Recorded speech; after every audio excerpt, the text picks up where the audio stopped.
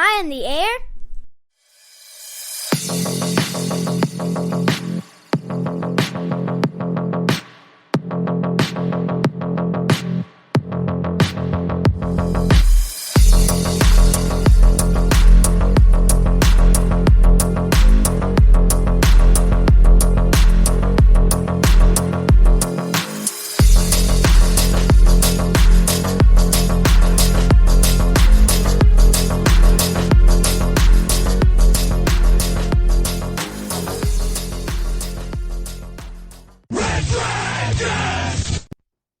Well, all right. What is going down, everybody? Welcome back to another brand new edition of Am I on the Air? My name is DONMEGA, and I'm your host, and I'm so happy that you're here to join me today. It is December the 5th, 2023, and we're ready to do a brand new Am I on the Air, breaking down the latest and the greatest when it comes to entertainment news, in television, in movies, with some non-spoiler movie reviews. You come right here on a week-to-week basis to get caught up with it all. We're broadcasting live from the Red Dragons radio studios here in Tucson, Arizona. It is season 27, episode 15, and tonight's show is called The Silent Games. We're going to be talking about 4 movies and about another 4 television shows, so we got a lot of reviews to talk through, and then, of course, get you guys caught up with the news of the week. So let's, without any further ado, jump on in. And remember, this is non-spoilers, so you don't have to worry about any of that. Starting off first, my first new movie that I went into this weekend to check out is the newest release in the action genre, directed by John Woo. He is back, and he's back with Silent Night. This was a movie that when I saw the trailer a couple months back, I was super bought in. Sold. A John Woo action film starring Joel Kinnaman in an action crime over-the-top thriller, right? Perfect. Sign me up. Let's do this. Love John Woo because he is the man behind one of my all-time favorite films, Face Off. He is a master of action, and this is his first American action movie in quite some time. And this one's about a tormented father who witnesses his young son die when caught in a gang's crossfire on Christmas Eve. While recovering from a wound that cost him his voice, he makes vengeance his life's mission and embarks on a punishing training regimen in order to avenge his son's death. So yeah, sounds great, right? This one stars Joel Kinnaman. He is the father, right? His son gets hit with a stray bullet and passes away. And of course, he goes into a depression. Now this is in the trailer. He goes after the thugs right away when it happens. And this is the first 5 minutes of the movie. And he gets shot in the throat. So he can't talk. Hence the title, Silent Night. Now, what I'll tell you is not only does he not talk, no one talks in this movie. This is a silent night of a film. No one talks. There is zero dialogue in this movie. The only time you hear anything audible is police radars in the background, the radio in a car, stuff like that is where you maybe hear some chatter. But no one in the movie itself talks. Which, I get what you're going for. But in an action movie like this, it doesn't quite work. And it comes off really cheesy that no one talks to each other. Like Joel Kinnaman's character is married and his wife is trying to talk to him and he's just not responding. But they're trying to communicate through text messaging even though they're in the same house. Stuff like that it's like, why wouldn't you just talk to him? He's not deaf. Why are we texting him when he's standing 10 feet in front of you? Just the way a lot of these characters play out by not talking comes off cheesy. And the movie it's an hour and 45 minutes. It's a slow burn at times. It really takes a while to get going because you're going through that grieving process. And, there were several moments where I was like, okay, we get it. You lost your kid. I'm sorry. Let's move on, right? They just stretch it out too long. Where the movie succeeds is the buildup, right? You see him learning how to fight. You see him learning how to shoot a gun. You see him practicing things and learning things. It's not like his son passes and he goes after this gang and he just is able to kill them all. No, like he has to practice, he has to do things and prepare for this, and he has it meticulously planned out. And that's what's really cool about this movie is the planning stage of it all. And then of course the action is top notch. I expect nothing less from John Woo. Mission Impossible 2, guys. You know, John Woo knows his action, he knows how to get it done, and the action is awesome in this movie. So it's a mixed bag for me because I did like it. I would have preferred some dialogue in the movie. It is very slow in the first half, but the second half is really badass. And there's some cool kills and there's some violent action, and I was there for it. So at the end of the day, I give Silent Night 3 out of 5 stars. It was good, but not great. So there's your first flick right there, Silent Night, now in theaters. And then I was able to go back to the movies over the weekend and watch another one, and it's one I missed last week, which was The Hunger Games, The Ballad of Songbirds and Snakes. I was really busy the weekend this movie came out, so that's why I did not review it on last week's show. But I wanted to make sure I got to it this weekend. So I went and checked it out, directed by Francis Lawrence, who did the original movie. And this one here is 64 years before he becomes the tyrannical president of Pan Am. Cornelius Snow sees a chance for a change in the fortunes when he mentors Lucy Gray Bard, the female tribute from District 12. So this one here stars Tom Blythe, Rachel Zegler, Peter Dinklage is in here, Viola Davis, Jason Schwartzman. And so, yeah, this is a prequel series that really focuses on the character that Donald Sutherland plays in the original movies, as the president of Pan Am. This is his kind of rise, right? And he's in school and he gets paired with Lucy Gray, played by Rachel Zegler, to mentor her in the Hunger Games. But they're also at the same time trying to revamp the Hunger Games and make them better than what they were. I think this movie is the 10th annual Hunger Games when they go into it. And you see a lot of the stuff as they start to put changes into the Hunger Games, that these are things that we see in the later movies, right, with Jennifer Lawrence. So here's my thing with this movie. Was it good? Yes, it was a good movie. It was actually better than I thought it would be. I really didn't have much desire to see this. I do like those original films, but I've never gone back and revisited any of them. Like they're kind of like, okay, that was good, and I move on with my life, right? So going into a prequel, I was like, we'll see how it goes. But I thought Tom Blythe's portrayal and character of Snow was really good. And I loved Rachel Zegler in this movie. I thought she was fantastic. She was so good, and she sings in this movie, and she looks gorgeous, and it just it was a win-win all the way around with Lucy Gray.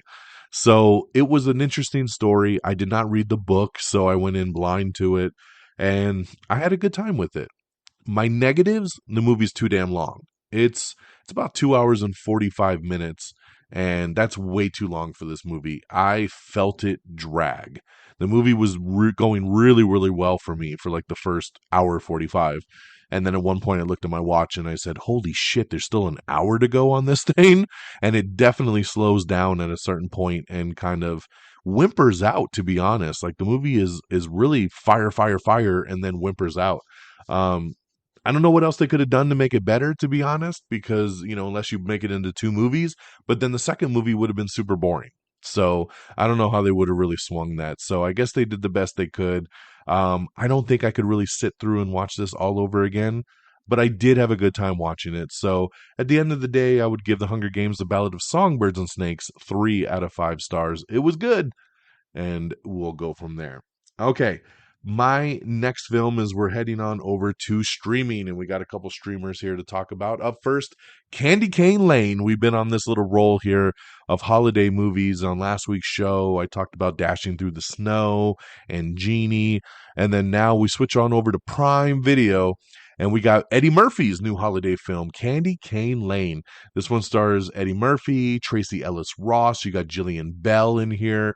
Nick Offerman pops up, Chris Redd from SNL, David Allen Greer. So some good casting here. And this one's about a man determined to win the neighborhood's annual Christmas decorating contest. He makes a pact with an elf to help him win. However, the elf casts a spell bringing the 12 days of Christmas to life, bringing chaos to the small, unsuspecting town. So this is, it's one of these little cheesy holiday, Christmas movies. Um, the premise is really silly, right? It's like this neighborhood that they call Candy Cane Lane, where all the houses get really dolled up for Christmas. And Eddie Murphy wants to win, right? He wants his house to be the best, and he always loses to the house across the street that has Ken Marino living over at it. So this year he finds this Christmas shop and he meets Jillian Bell's character and he buys this amazing 12 Days of Christmas tree that he puts in his front yard that everybody is in love with. But of course, the elf played by Jillian Bell is kind of when he signs his receipt, it's almost like a pact with the devil kind of thing. And the 12 Days of Christmas come to life, and they have to go on this journey to kind of collect these coins, the golden rings, to restore everything back to normal. But it's a really fun movie. My daughter loved this one. I laughed a lot at this, and I just love Eddie Murphy, so it's always good to see him bring his A game. And he was really good in this for being a PG rated family flick. It was a lot of fun, man. Again, um, I don't know what else to expect from a Christmas type movie. I thought it had a decent enough premise, it had a great cast, and it had some really good laughs. So at the end of the day, I think it did its job, and I really liked it. So over on Prime Video, you can check it out now. Candy Cane Lane, I'm going to give 3 candy canes out of 5. So there you go there. And then lastly, on the movie side, also a little Christmassy, but yeah, I mean, this is definitely a Christmas theme, but not as directly as Candy Cane Lane, and that is Family Switch.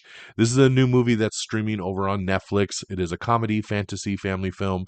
When the Walker family members switch bodies with each other during a rare planetary alignment, their hilarious journey to find their way back to normal will bring them closer together than they ever thought possible. So this movie here is a switch comedy, right? You got Jennifer Garner leading this one with Ed Helms. And then you got Brady Noon playing the son. He was the main lead over on Disney Plus's Mighty Ducks. And then you got Emma Myers over here as the daughter, and she was Enid over on the Wednesday show on Netflix. So it was good to see the family dynamic there. And yeah, I mean, I'm going to say it. This movie is very cookie cutter. It is very cookie cutter, right? We've seen Switch movies before. It's a family. They're dysfunctional. They're not getting along. They don't know what to do. And they are arguing at this planetarium one night. And they're arguing, you couldn't handle my life. No, you couldn't handle my life. Oh, man, if you could just walk in my shoes one day. And boom, right? The twist happens and they wake up in each other's bodies, right? So the son is now the dad, the daughter's now the mom's now the daughter, the dad's now the son. Also, in a really funny twist, there is a baby in the household, and the baby switches with the dog, which is hilarious. That actually gave me more laughs than probably anything else in this film, was the dog walking around and the baby running around like a dog. It was pretty hilarious. Other than that, like I said, it is cookie cutter, right? Like, this is one of those movies that, of course, the switch happened when very important things are about to happen in these people's lives, right? Like, Jennifer Garner's character is up for a promotion, and the daughter is great at soccer, and she's got the scouts coming to see her, and the son is a recluse, but the dad likes the attention. So, when they switch, it's like, oh my God, what are we going to do? But that's what makes these movies fun, right? Is trying to overcome the obstacles. So at the end of the day, this is another movie that I have to judge on the family dynamic that this movie's going for, right? Did it hit all the buttons for me personally? No, but again, my daughter really liked it. I think it hits the demographic it's going for. It is a very PG rated family flick that is on Netflix, and it's a fun little thing. I like body swapping stuff. Like, all body swap movies are always pretty funny to see how people would act in someone else's shoes. So even though we've seen this done a million times and sometimes we've seen it done better, I think everybody in here did a great job, and it does have some pretty good laughs. Even though the story itself is very, very meh and cookie cutter, but I think the movie does its job of what it intended to do. So I would give Family Switch 3 out of 5 stars. So there you go, guys. That's my 4 movie reviews for you guys. And then we're going to move over to the TV side. And the first new show I checked out is a new Netflix original called Obliterated. Now, I almost didn't even jump into this show because just from the pictures and things I've seen of it, I never saw a trailer. I thought it looked really, really cheesy. Then I found out that this is from the guys who do Cobra Kai. And I said, oh, that's why it looks cheesy, because it's the Cobra Kai guys. But that's not to say anything bad. Like, Cobra Kai is cheesy, but it's fun cheesy. And that's why I love Cobra Kai, because it's that 80s throwback vibe. Stay with us. We'll be right back. Hey, I'm James Lovino, and I'm here to tell you about Alternate Sides, a movie podcast with a twist. I've worked in the film business for 2 decades, but I haven't actually seen that many movies, and this has been driving my frequent collaborator, Sam, a self-confessed film snob, crazy. So every week, while he's stuck in his car trying to avoid getting a parking ticket, thanks to New York City's alternate side parking regulations, we discuss a classic film I've finally just gotten around to seeing. Alternate Sides, a new podcast about movies, parking, and a 25-year friendship, wherever you get your podcasts.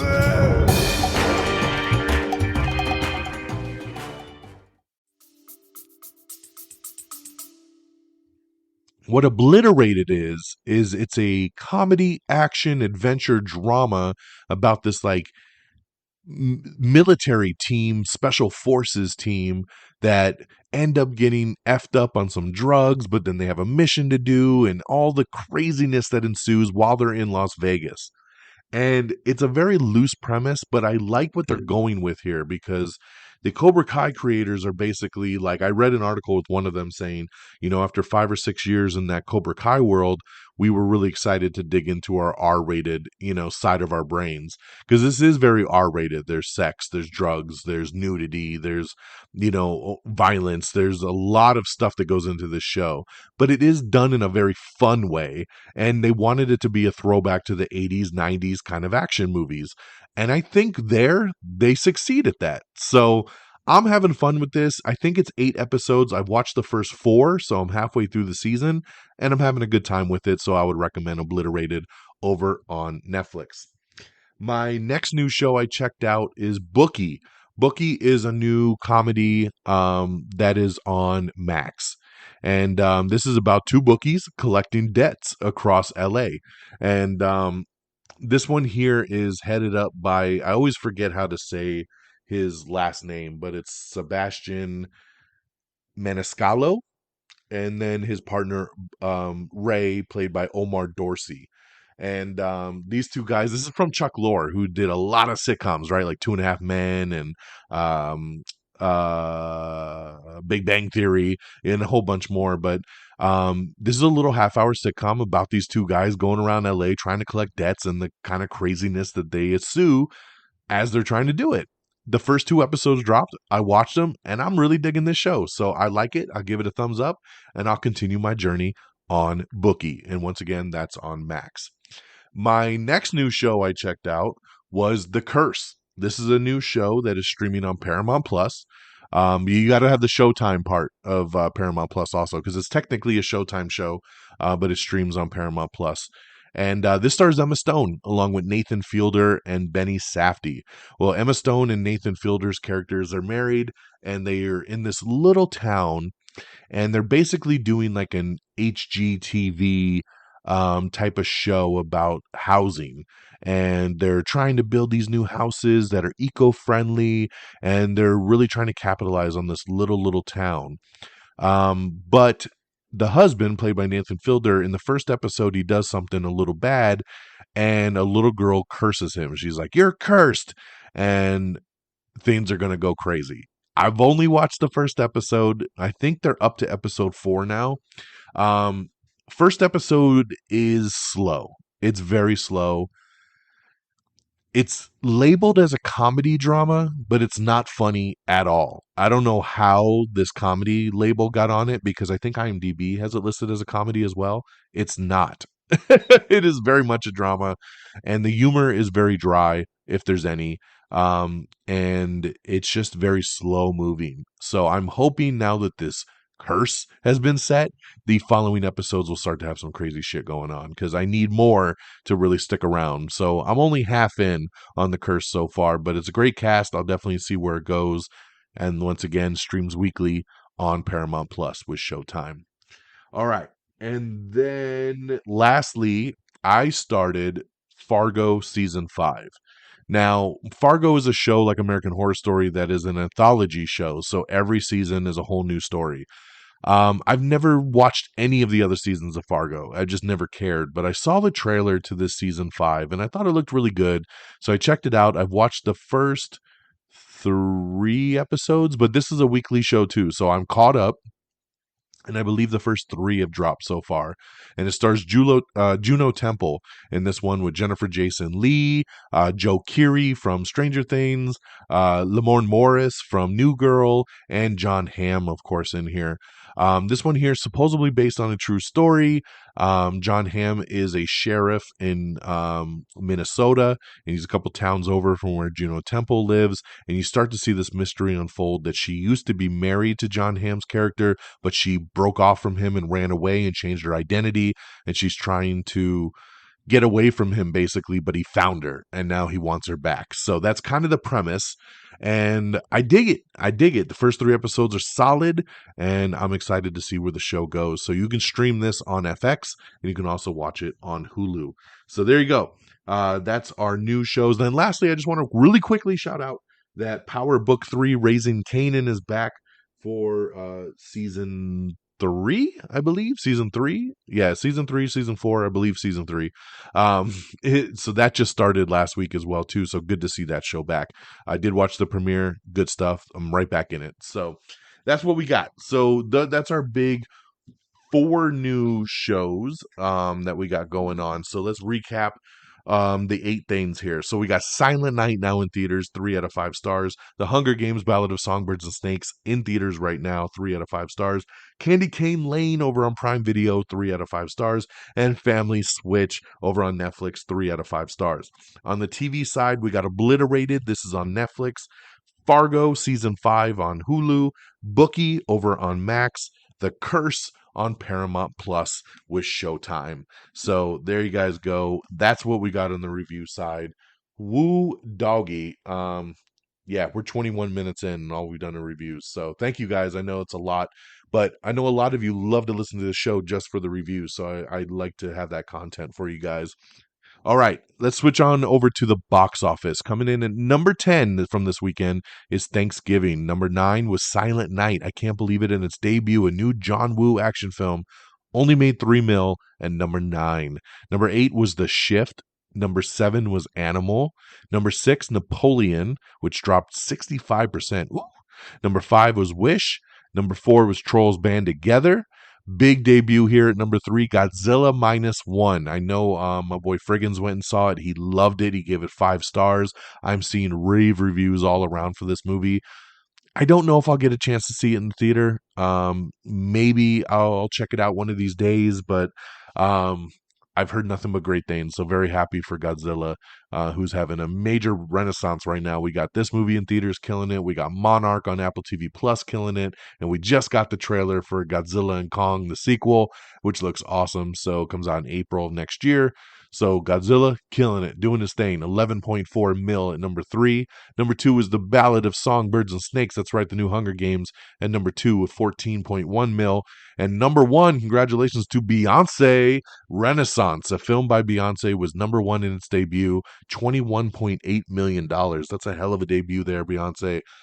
For another concert movie, man. So Taylor Swift just left theaters with her Eras tour, and Beyonce came in and swooped it up and said, I will continue the journey. So very, very cool there on that side of things.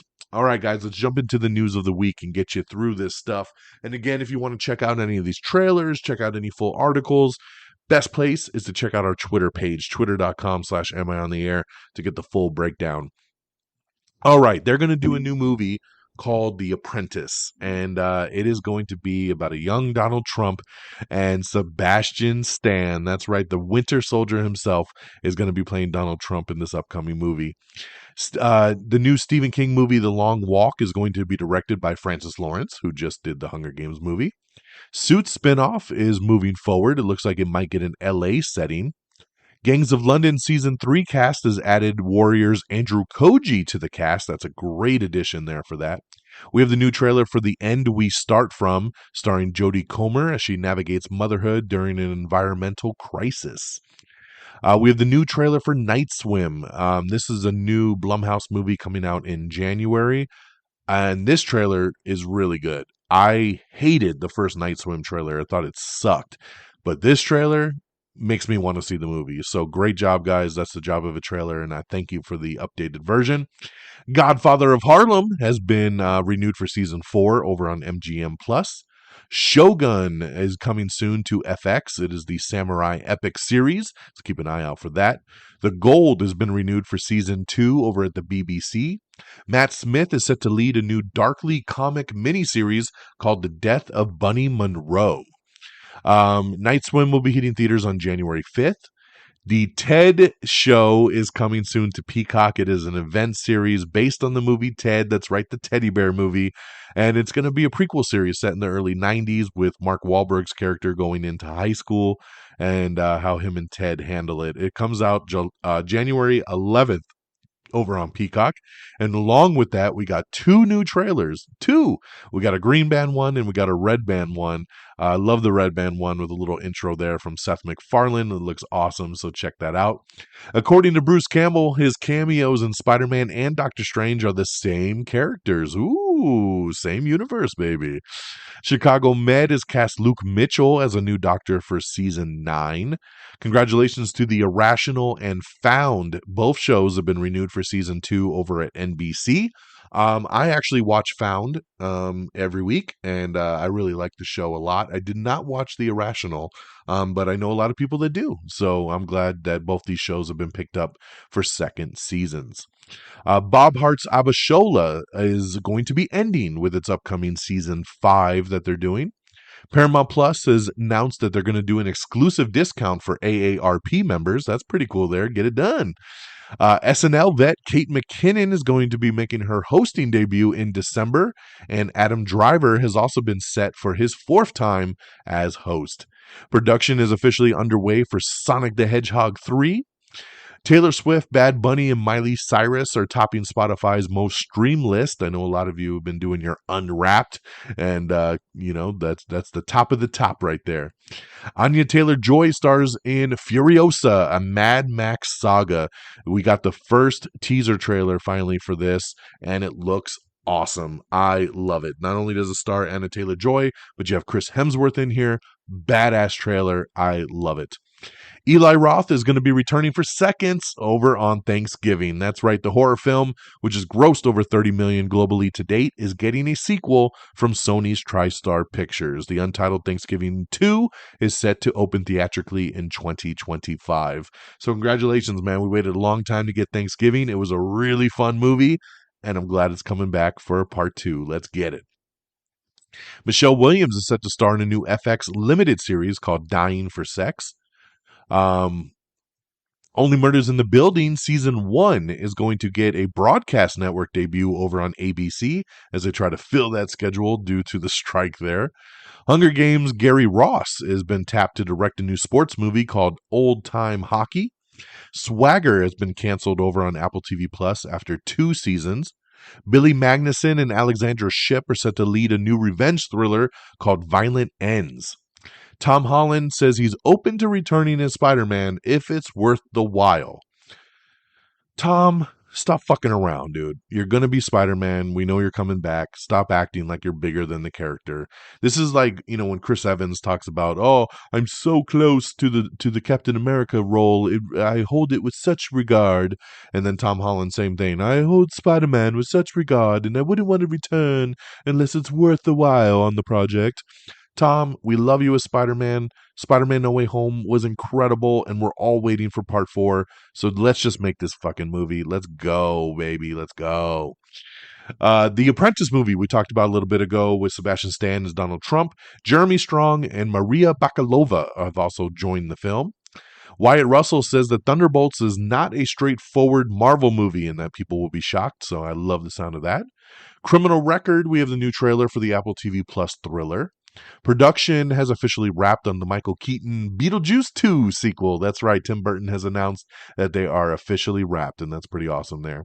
We have the trailer for Griselda, which is Sofia Vergara's new show, where it's a new crime drama that she leads, coming out soon on Netflix, so pretty cool trailer there to check out.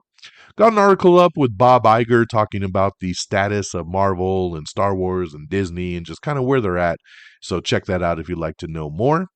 Chicago Fire is being rocked by another cast departure ahead of season 12, so check that out if you want to know who's not coming back. We got Hallmark's January movie slate, some starring Kate McNamara, Erica Durance, and a whole bunch more. We got the full schedule posted for you guys. David Oyelowo and Taylor Sheridan plan for more seasons of Lawmen, focusing on other lawmen in history whose stories should be told, says Oyelowo, who plays Bass Reeves in the current version. So there you go. They're going to make an anthology series about different characters. Aquaman and the Lost Kingdom is tracking for a troubled $40 to $50 million Christmas opening. Man, what is going on with the comic book movies? This is really bumming me out, man. These movies can't make no damn money anymore. I hate it. Speaking of Lawman Bass Reeves, the show has set a record for Paramount Plus for the most streams, so congratulations there. Let's see here. Zack Snyder regains rights to his script for Blood and Ashes, which he originally wrote as a 300 sequel, and then it got stuck in limbo, but he got the rights back. And if he did decide to do it, he says it would not be tied to 300. It would be its own thing going forward. Let's see here. Edgar Wright says that he is actively developing the remake of The Running Man, which he says will be closer to the novel version. Riches has been canceled over on Prime Video. We have your December streaming guide. So again, every month we do this. What's new on Netflix, Disney Plus, Peacock, Prime Video, all the above. Check it out and see what show you're excited for. Jane Seymour's Harry Wild has been renewed for season 3 over on Acorn TV. A bidding war is currently underway for a new action comedy that's going to team up Ryan Reynolds with Channing Tatum, as they're going to be starring as brothers. Warner Brothers and Amazon are in the midst of trying to acquire the new movie, which is called Calamity Hustle, which will be a new feature from Aaron and Adam Nee, who wrote The Lost City, which Channing Tatum did with Sandra Bullock a couple years ago. So sounds like a fun movie, man, and we'll see where it ends up landing, who will end up buying that one up. The log line for the movie is about a down-on-his-luck former detective turned private investigator who, after being shaken down by a vicious crime lord, must track down his estranged brother. I like it, and I like Channing, and I like Ryan, and they're good friends, so why not? Let's do it. We have your first trailer for Halo Season 2. This looks awesome. It's going to be debuting on Paramount Plus on February 8th. So get ready for that. Season 1, I was kind of mixed bag for me. I liked some of the episodes. I didn't like some of the others. This trailer looks really good, so I'm hoping they really turn it up for Season 2. We also have the new trailer for The Boys Season 4. We have no official release date. We know it comes in 2024, and this looks awesome. I love The Boys. It was great to see this trailer. It's only a minute and a half long, but it's awesome. Check it out and enjoy. Fallout, for all of you video gamers. Fallout is officially coming. The TV show adaptation coming to Prime Video on April 12th. We have the new poster and we have the first trailer, so check it out. And I think I'd never played Fallout. It looks really good. I think the show looks really, really good, so I'm excited for that. We also have the House of the Dragon Season 2 trailer, so check that out as well. Lots of trailers, man. Reacher has been renewed for Season 3 over on Prime Video. Congratulations, Alan Ritchson. He's so good as Reacher, and I'm glad that things are looking so good for Season 2, which comes out in about a week, that we're getting a Season 3 already. So that is awesome. Star Trek Discovery's final season looks to come out in the spring of 2024. We have the first little teaser trailer for the Thundermans revival movie, so check that out. Let's see here. Will Smith, we got an article up with him giving us an update on I Am Legend sequel with Michael B. Jordan, and even talking a little bit of Bad Boys. The Marvels has officially ended its box office run. As you heard, when I went through the top 10, there was no Marvels already, and it hasn't even been a month. And it has ended its box office run as the lowest grossing MCU movie in history. This is really a bummer, man. The movie has only made $80 million domestically. I think it's about $250 worldwide. I can't believe it. This movie did not deserve the bomb the way it did. It is such a fun movie. My daughter just did her updated Marvel countdown, and she had this movie ranked at number 1. And it made me so sad. I mean, I was happy for her that she had it at number 1, but it made me so sad that her favorite movie is the most panned and lowest box office. Man, it really bums me out. It's a fun movie, man. If you haven't listened to our spoiler review yet, it's on the feed. Go check it out. Our Am I Still on the Air spoiler review. But yeah, it's sad to see it end its run. Like I hinted at earlier, the first trailer for Godzilla x Kong, The New Empire is officially dropped. The movie comes out April 12th. Looks like a ton of fun, man. Looks like we're getting a kick-ass team-up movie with Godzilla and Kong kicking ass on some new villain, and I'm there for it. So let's go. Why not? Let's see here. We got an article up about Deadpool 3 set photos. Yes, there's spoilers. If you want to click them, you might not want to, but it's there for you if you decide to. Kevin Feige says Robert Downey Jr.'s Iron Man will not return to the MCU. He says that moment is too important and they won't undermine it. So very cool there. A George Santos movie is in development over at HBO Films. We have the first trailer for Grand Theft Auto 6. This trailer was fantastic.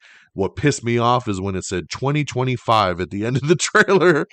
It's 2023, man. How are you going to drop me this trailer and say 2025? I've already waited like 10 years and 3 consoles for this fucking game. Give it to me now. What a tease. Al Pacino, Zolo Mariduena have joined the historical drama Killing Castro. So good to see that one locking up. Sexy Beast is coming to Paramount Plus. Let's see here. Barbie is coming to Max, and an ASL version will also be included. Netflix has scrapped Adam McKay's Average Height, Average Build movie that he was working on. Carol and the End of the World, we have the new trailer previewing Netflix's newest animated miniseries. Kim Kardashian is set to star in a new Hulu legal drama from Ryan Murphy. Congratulations there that she got that after working with him on the latest American Horror Story. Killers of the Flower Moon is hit PVOD today, so you can now rent it or buy it if you like, and it will be coming soon to Apple TV+. Johnny Depp is being eyed to play Satan in a new Terry Gilliam movie. The CW has announced some premiere dates for Wild Cards and Family Law Season 3. Lord of War sequel is getting ready to go into production soon. We have the new trailer for ISS, which is a new intense space thriller with Ariana DeBose and Chris Messina. Let's see here. We got the new trailer for True Detective Night Country, which is coming out in January over on Max, and this is the Jodie Foster-led season. More Evil Dead movies are on the way, according to Bruce Campbell. I'm down with that. Let's go. Director Denis Villeneuve says that Dune Part 2 is more of an action movie than Part 1. Thank you, Denny. I needed to hear that, so maybe I won't fall asleep in this one. Because Part 1 was like snore fest. So I'm glad to hear that Part 2 is more of an action movie. Let me have it. Cruel Intentions TV series. We've been talking about this forever. It has officially been ordered over at Prime Video with Sarah Catherine Hook, Zach Burgess, and Savannah Lee Smith leading the cast. Saltburn, Emerald Fennell's new twisted thriller, will begin streaming globally on Prime Video on December 22nd. The Late Show has extended its hiatus as Stephen Colbert continues to recover from his appendix surgery. Central Park has been canceled over at Apple TV+. Nicolas Cage talking about retirement, right? He's getting ready to turn 60, and he says he's almost finished acting with movies. He says, I may have 3 or 4 movies left in me, which is like 1 year for Nicolas Cage because this dude has so many movies coming out. I hate to hear him say this. I need Face Off 2 before he retires. He also states that even though he's hanging it up for movies, he says he is interested in maybe pivoting to television with one of the streamers and try something new. So that'd be pretty cool. Netflix and Apple TV Plus have an open door to bundling their streaming services and maybe doing them a little discounted together. That would be really cool there. Spider-Man Noir series is moving forward at Amazon Prime, and The Punisher's Steve Lightfoot has been hired as the co-showrunner. Barbie will be available to stream on Max starting December 15th, so in about 10 days you'll get that. We have a rundown of the biggest films new to streaming in December of 2023, like Maestro and Rebel Moon, along with Indiana Jones, a whole bunch more. So check out the breakdown to see when your favorites are coming to streaming. Let's see here. Ransom Canyon will star Josh Duhamel and Minka Kelly. It's going to be a new romance-fueled family drama and contemporary Western saga that charts the intersecting lives of three ranching families, all set against the rugged expanse of the Texas Hill Country. This will be coming soon to Netflix. We have the trailer for Self-Reliance, which is Jake Johnson and Anna Kendrick's new Hulu comedy thriller. The Grand Theft Auto 6 will be the biggest, most immersive yet, says Rockstar, the company that makes the game. John M. Chu's Wicked movies will include at least 2 new songs. So Pixar is taking advantage of the 2024 movie slate, and they're going to re-release some of their animated films that came out during COVID that went straight to Disney Plus. They're going to give them a theatrical release over the next several months. Movies like Soul, Turning Red, and Luca will all get theatrical releases. I think this is really cool. I didn't like Soul very much, but I loved Turning Red and I loved Luca. So glad to see that they're going to get theatrical releases that they should have had in the first place. Feud, Capote versus the Swans is coming soon to FX as the new anthology series is returning. Max has renewed Adventure Time, Fiona and Cake, for Season 2. Foundation has been renewed for Season 3 over on Apple TV+.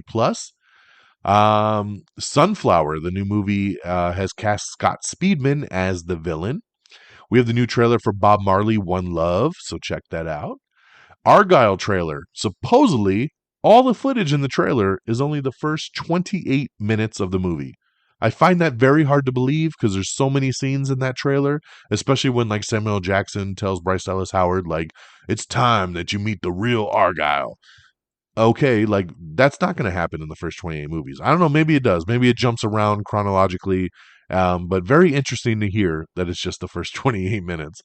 Spider-Man 4. Drew Goddard is reportedly Sony and Marvel's top choice to direct the film if John Watts decides to not return. The Accounted sequel is officially on the way, with Amazon producing the film and Ben Affleck set to reprise his role. I love that. I love The Accountant. So happy that they're going to move forward with a sequel. Leverage Redemption has been renewed for Season 3, and it's moving from Freevee over to Prime Video. So congratulations over there. So You Think You Can Dance has also been renewed for Season 18 over at Fox with a new judging panel, including Nigel Lithgow. We have the Critics' Choice nominations broken down, so check that out if you're interested. The Morning Show scores the most nods, beating Succession. Very interesting there. And Lucy Lawless, her show My Life is Murder, has been renewed for Season 4 over on Acorn TV. What the fuck is Acorn TV? Like, I've never even heard of that before, and I keep seeing shows being renewed on it. Where do you watch Acorn TV? I don't know. Maybe I have that channel and I just don't know. But that is it. That is where we wrap up the show. I'm glad we got through the news pretty quick. We did it 41 minutes, so it only took us 20 minutes to get the news out after all the reviews. So I love coming in under that 45 mark. Thank you so much for joining me. I hope you feel more knowledgeable and up to speed with the latest and greatest in entertainment news. Now make sure you follow all the socials. It's amiontheair.com. Make sure you like our Facebook page at facebook.com/amiontheair. Make sure you like us on X or Twitter for those of you that prefer that name.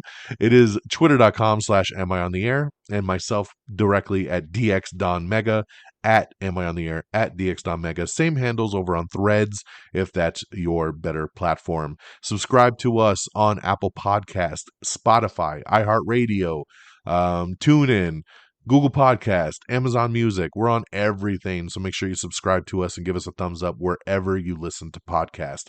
Please subscribe to us on TikTok, Instagram, YouTube, all simply at Am I on the Air. We'd really appreciate it. I do video reviews on TikTok, sometimes with my daughter. They're a lot of fun to do anytime we do a family movie film, so check it out. We got our newest one up there with Candy Cane Lane, and I got to get her to record one with me for Family Switch.